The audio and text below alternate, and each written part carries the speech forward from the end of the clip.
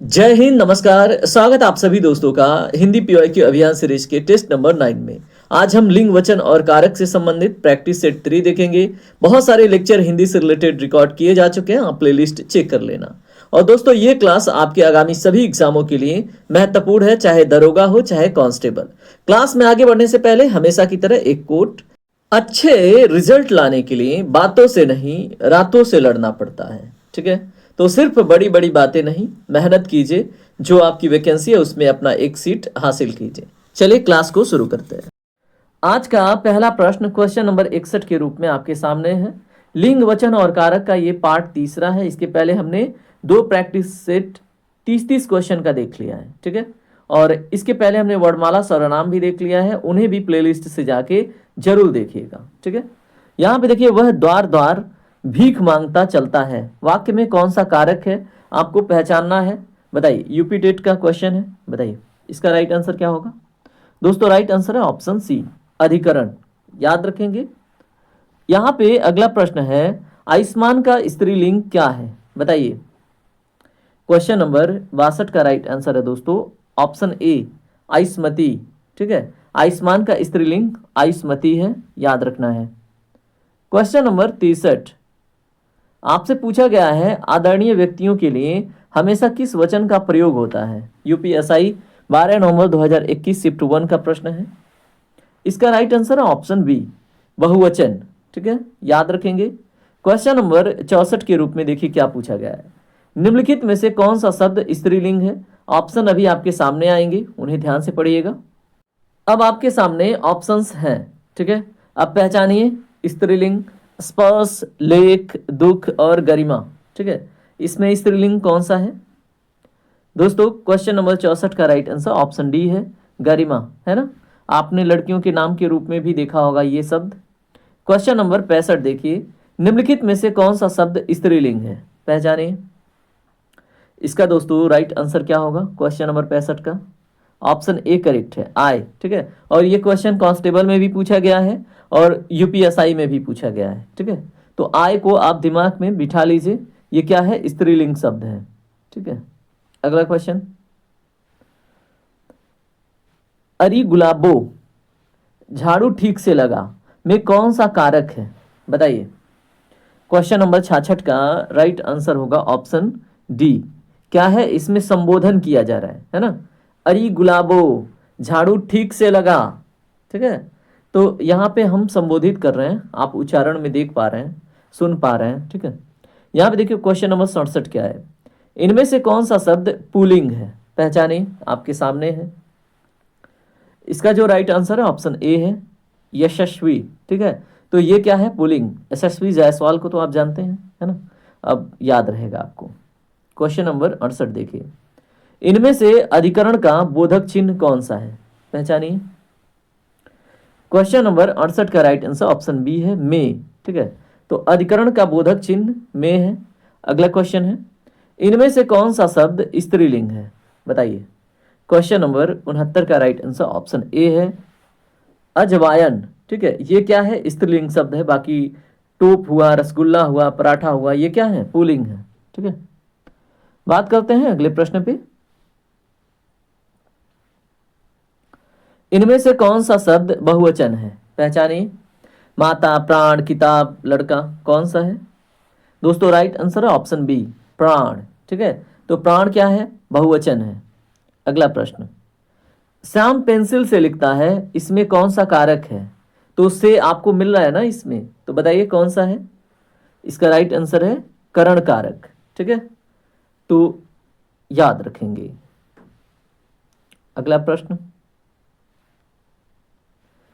इनमें से छाया शब्द का बहुवचन क्या होगा, पहचानिए। ऑप्शंस आपके सामने हैं।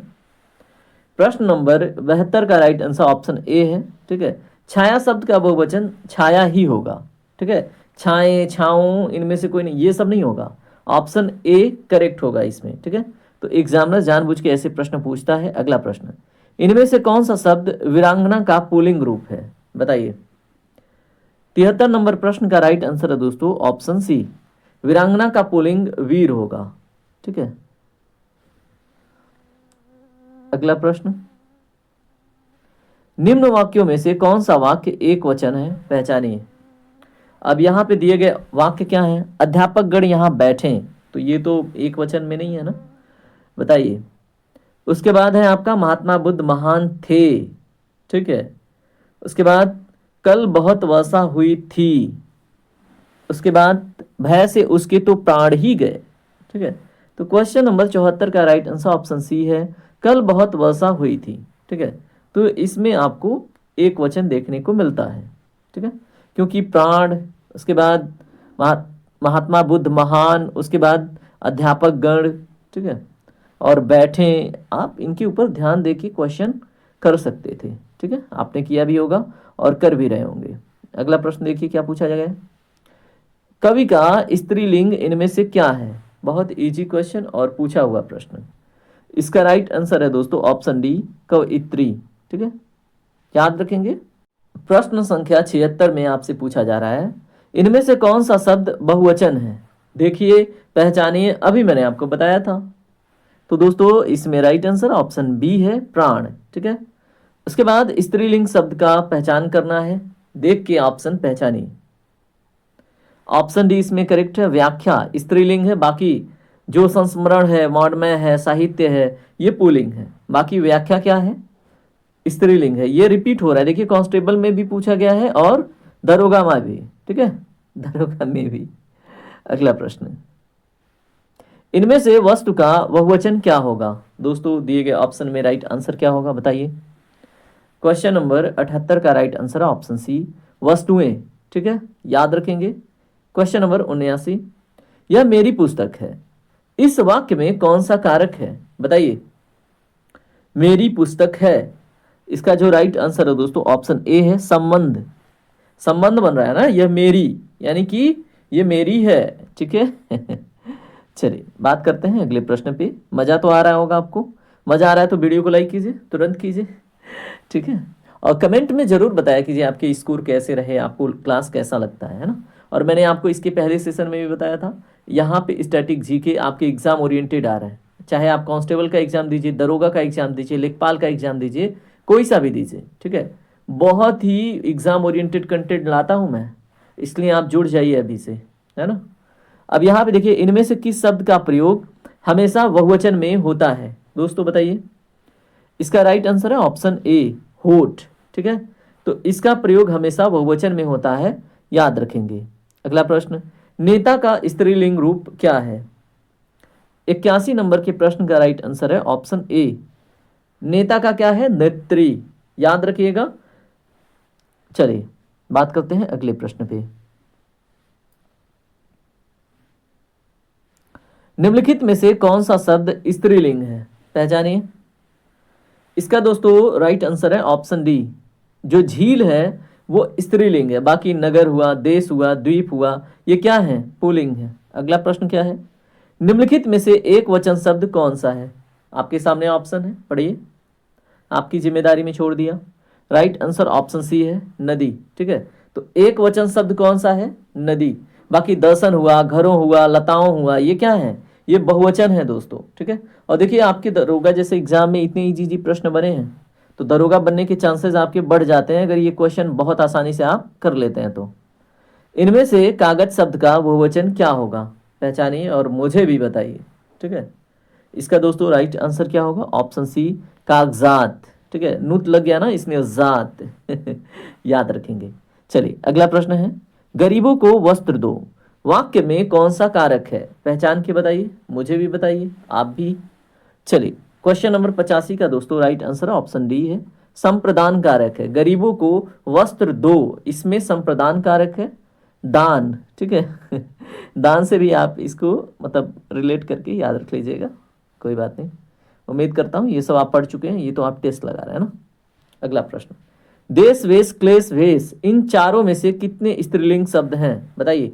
देश, वेश, क्लेश, वेश में पहचानिए और बताइए। इसका दोस्तों राइट आंसर है ऑप्शन ए, यानी कि 0, ठीक है। इसमें सभी सभी क्या है, पुल्लिंग है, इसमें कोई स्त्रीलिंग शब्द नहीं है, दरोगा में पूछा हुआ प्रश्न है, ठीक है। तो याद रखेंगे और ऐसे ही करेंगे तो आपके अच्छे अंक एग्जाम में बनेंगे, है ना।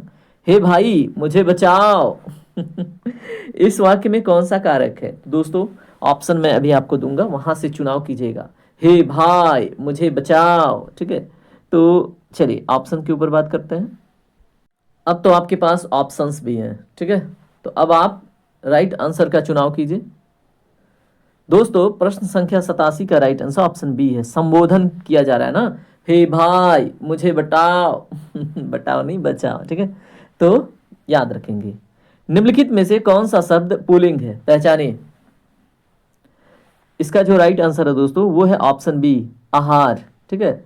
बाकी मेहनत, रंगत, चाहत, ये क्या है? स्त्रीलिंग है। अगला प्रश्न, निम्नलिखित में से कौन सा शब्द स्त्रीलिंग नहीं है, ठीक है। तो नहीं है के ऊपर फोकस किया गया है। दोस्तों इसका जो राइट आंसर है वो है ऑप्शन बी, जो झुरमुट है ये स्त्रीलिंग नहीं है। बाकी जो इच्छा है, अंत्येष्टि है, निराशा है, ये स्त्रीलिंग है, ठीक है। और आज का मतलब इस प्रैक्टिस सेट का जो लास्ट क्वेश्चन है वो है कवि का स्त्रीलिंग, ठीक है। और अभी मैंने थोड़ी देर पहले दिखाया था आपको, कांस्टेबल जैसे एग्जामों में पूछा हुआ था। तो कवि का स्त्रीलिंग दोस्तों क्या होगा, आप मुझे कमेंट करके बताइएगा। और अगले पार्ट में हम 30 और क्वेश्चन देखेंगे। और लिंग, वचन और कारक बड़ा चैप्टर है, ठीक है। तो इसमें दोस्तों आप मान के चलिए कम से कम 5-6 पार्ट आएंगे, ठीक है। और प्लेलिस्ट से जाके आप वर्णमाला, संज्ञा और सर्वनाम, ठीक है, इनके सारे टेस्ट, सारे PYQ आप लगा सकते हैं। प्लेलिस्ट में आपको मिल जाएगा। प्लेलिस्ट आप यहाँ पे कोई भी वीडियो उठा के डिस्क्रिप्शन में जाके वहाँ तक पहुँच सकते हैं, ठीक है। तो चलिए मिलते हैं अगली क्लास में। अगर वीडियो को लाइक नहीं कर रहे हो आप तो बहुत बड़ा पाप कर रहे हो आप, है ना। ये आपके फीस के रूप में है। वीडियो को लाइक कीजिए, कमेंट कीजिए और सब्सक्राइब करके, सब्सक्राइब नहीं है, सब्सक्राइब करना है। ठीक है। तो सब्सक्राइब करके GS फोकस फैमिली का पार्ट भी बनना है, ठीक है।